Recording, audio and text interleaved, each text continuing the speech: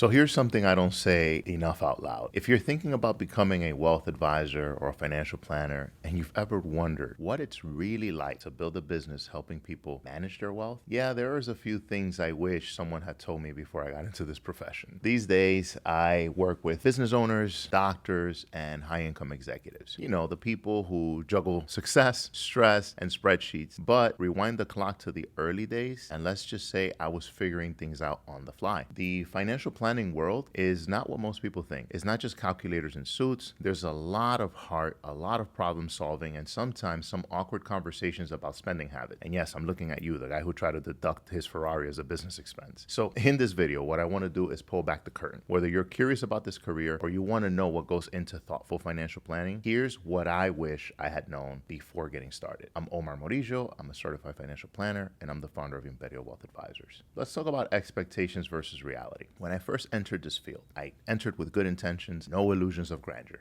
Well, maybe a few illusions. I thought I'd pass a few tests, obtain a few licenses, study and hang a few diplomas, and acquire some sharp business cards, and the clients would just appear. Spoiler alert, they didn't. What surprised me the most is how long it actually takes to build trust. This is a relationship business, not a product business. People aren't just hiring you for a plan. They're asking, can I trust you to guide me when things get hard? And that takes time. It also takes humility. I made mistakes. I said I'll look into that more times than I'll ever like to admit, but I kept showing up. And eventually, the persistency turned into confidence, and that confidence turned into actual planning work that helped people, not just sell something. So let's talk about the part that they don't tell you about. The part that no one warns you about is that this is not just a profession, it's a business. Being a financial planner means being an entrepreneur. It means learning how to market without being pushy, how to price your services in a way that feels fair and sustainable, and how to politely tell someone that no, you cannot just take a quick look at their 401k over coffee. In the beginning, I tried everything. Seminars, direct mail, cold calls. Some of it worked. Most of it just taught me what I don't feel like is me. Eventually, I got clear of who I really wanted to serve. High earners with complex needs who wanted more than just investment picks. And that clarity changed everything. Clients are people, not spreadsheets. Here's something that no textbook prepares you for. Real people, real emotions, real financial baggage. Money is personal. It's tangled up in people's childhoods, relationships, fears, and aspirations. You're not just building portfolios. You're helping someone make peace with their future. I've had clients cry during meetings. I've had to explain why chasing every headline isn't a plan. I've had to gently say, maybe buying 5 condos in Miami is not a diversification strategy. This job requires emotional intelligence. You've got to meet people where they are. You have to listen without judgment and guide without ego. That part, that's what makes it meaningful. The learning never ends. One thing I underestimated was just how much continuous learning this field required. New tax law, new planning tool, new acronyms to learn. What helped me the most was leaning into curiosity, seeking out mentors, asking questions, and understanding that this job isn't about knowing everything. It's about learning how to get the correct answers and communicate them clearly. Also, learning to say, that's outside our scope, but I'll coordinate with your attorney or CPA. That one sentence has saved me more than once. Now, let's talk about the real impact, real gratitude. There's this quiet moment in planning that hits different. It's not the spreadsheet. It's when someone says, I finally feel like I have clarity. Or when a widow tells you she can breathe again because the plan you helped put in place made things easier when things got hard. Those are the moments that stick. They remind me why I do this work. Not for performance charts or tax projections, but for the peace of mind that people feel when they know they're not alone in making these decisions. So what has changed and what's ahead? The profession has evolved. Today, clients are looking for clarity and collaboration, not just stock picks or cookie cutter retirement plans. And I believe that that's a good thing. Technology helps, but the human side, the ability to connect, to explain, to personalize, that's what still sets great advisors apart. If I were starting over, I'd spend less time trying to be impressive and more time trying to be helpful. I'd pick a niche sooner, invest in authentic relationships, and stay patient with the process. So if you're exploring this field, here's my honest take. It's challenging, it's humbling, but it's also a career that can be incredibly rewarding if you're in it for the right reasons. And if you're someone wondering whether real planning looks different than what you've seen before, it does. At Imperio, our team focuses on serving people with complex needs because that's where thoughtful planning makes the biggest difference. This video isn't meant to pitch anything. I just wanted to share what I wish someone had told me years ago. So if this was helpful, feel free to follow along for more. And if you ever want to talk shop, whether you're a fellow planner or a curious founder, my door is open. Thank you for spending a few minutes with me.